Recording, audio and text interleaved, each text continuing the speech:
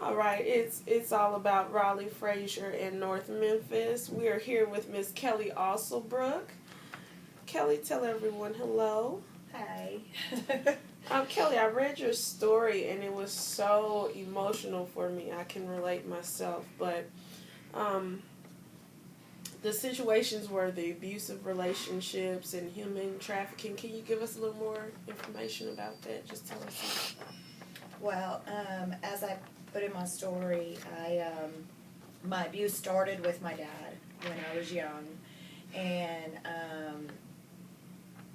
through the physical abuse, the sexual abuse, the verbal abuse, the mental abuse, I believed all the lies that he told me, that I would never be anything, that I was nothing, and my self-esteem, I had none.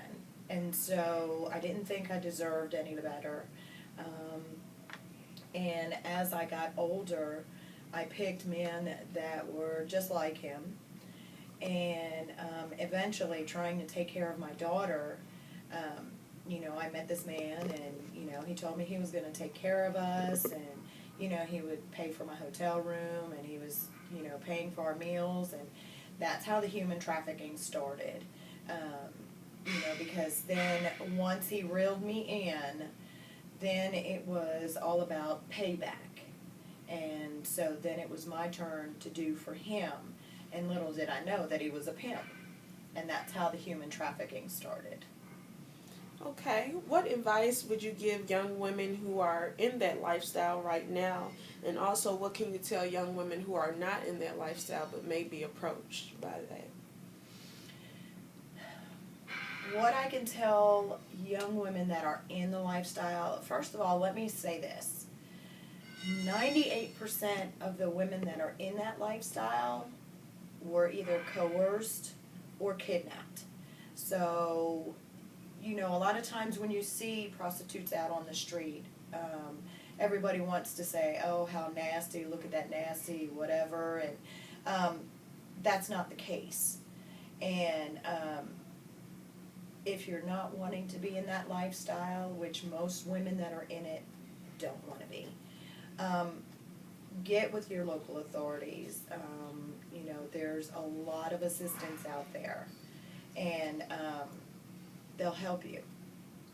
There's more of an awareness now on human trafficking, and that's what A Bridge of Hope is all about. We are all about bringing awareness, because this is not a third country issue.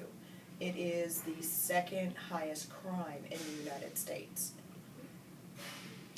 Okay, well, you kind of tapped on my next question. In the Memphis area, the human trafficking rate is rising. So what are you doing to help prevent that? Well, first of all, Kimberly Benson, who is the founder of A Bridge of Hope, we are bringing an awareness. We are going all over, including all over the state of Tennessee, making people aware of human trafficking and that it does exist and what to look out for. We even have a website, abridgeofhope.org, and that brings a lot of awareness. We do street sign campaigns. We do interviews. We just get the word out. And it's very important to get the word out. We also offer counseling for abuse victims of any kind.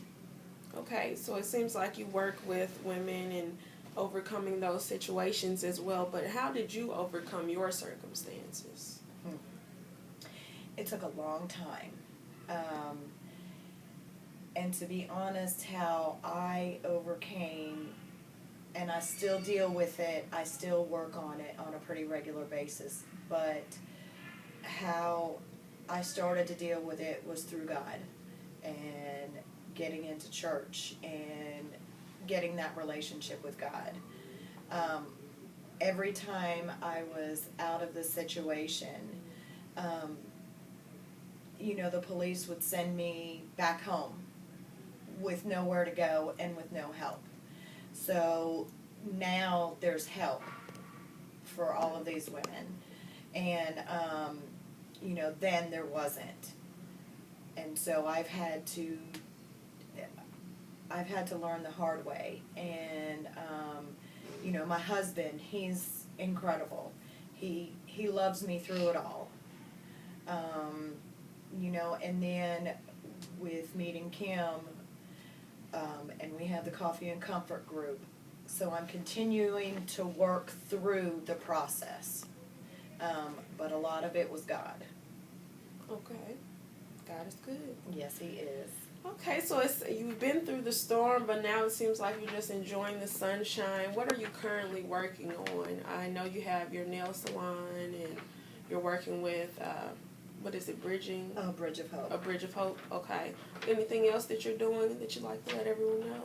Yes, we, there's a part of Bridge of Hope that has become kind of my baby. It's called Ashes to Beauty. And what I'm doing is I am, in October, there will be an event for 40 women who have been abused. A lot of times we work on the inside for our self-esteem, but if we don't feel good on the outside, it makes the work harder. So what I'm doing is I'm getting together with beauty professionals from all over the Mid-South, and they're going to donate their time and do makeovers. Okay. And Ashes to Beauty, that's what that's all about.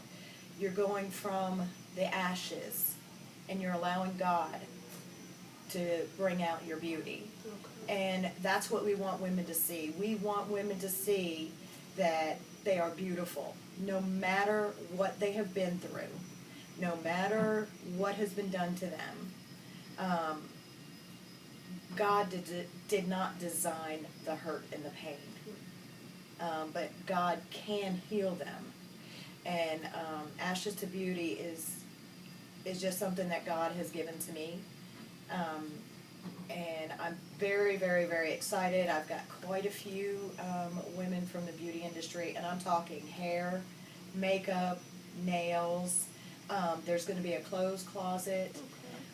It's going to be incredible. That sounds great. Well, we just want to personally thank you for sharing your story, because we feel like, you know, if we don't get the words out there, no one will ever know. And someone will be suffering alone in silence. So we just want to thank you for the interview, and we hope you have a blessed future.